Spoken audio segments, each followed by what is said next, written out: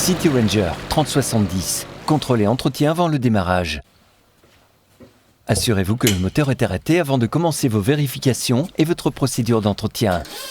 Vérifiez le niveau d'huile moteur à l'arrière de la machine en retirant la jauge. Si le moteur a été démarré avant la vérification, veillez à attendre 5 à 10 minutes avant de vérifier le niveau d'huile.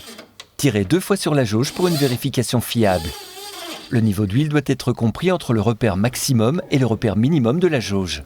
Si de l'huile a été ajoutée, assurez-vous que le niveau d'huile ne dépasse pas le niveau maximal indiqué par la jauge d'huile.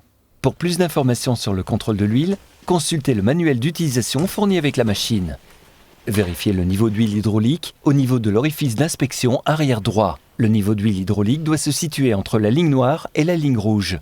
Si nécessaire, ajoutez de l'huile hydraulique. Le bouchon de remplissage se trouve sous le couvercle du panneau de droite. Vous devez maintenant retirer l'outil monté à l'arrière en déverrouillant la poignée à l'arrière de la machine.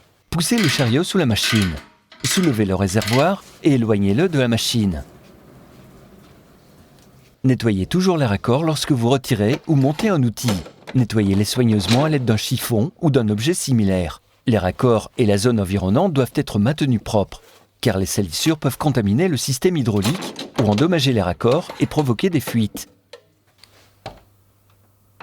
Vérifiez le niveau du liquide de refroidissement et, si nécessaire, faites la pointe avec un mélange de liquide de refroidissement et d'eau à 50-50, jusqu'à ce que le niveau maximum soit atteint. Veillez à ne jamais retirer le bouchon si le moteur est chaud, en raison d'une éventuelle pression à l'intérieur. Il n'est pas nécessaire de vérifier le niveau tous les jours, car une alarme apparaîtra sur l'écran de la cabine si le niveau de liquide de refroidissement est trop bas. En cas de niveau d'huile bas, ajoutez de l'huile neuve au moteur en retirant le bouchon de remplissage situé au-dessus du moteur. Lors du contrôle quotidien, il est important de vérifier que les radiateurs soient propres. Retirez le couvercle du radiateur sur le côté de la machine pour accéder au radiateur. Vérifiez son état. S'il est bouché, nettoyez les ailettes avec de l'air comprimé ou une brosse. N'utilisez jamais d'eau pour nettoyer le radiateur, car la poussière et la saleté peuvent se mélanger à l'eau restée dans le radiateur et boucher le radiateur. Pour retirer le côté arrière gauche, enlevez la clé coupe-circuit et retirez le bouchon du réservoir de carburant.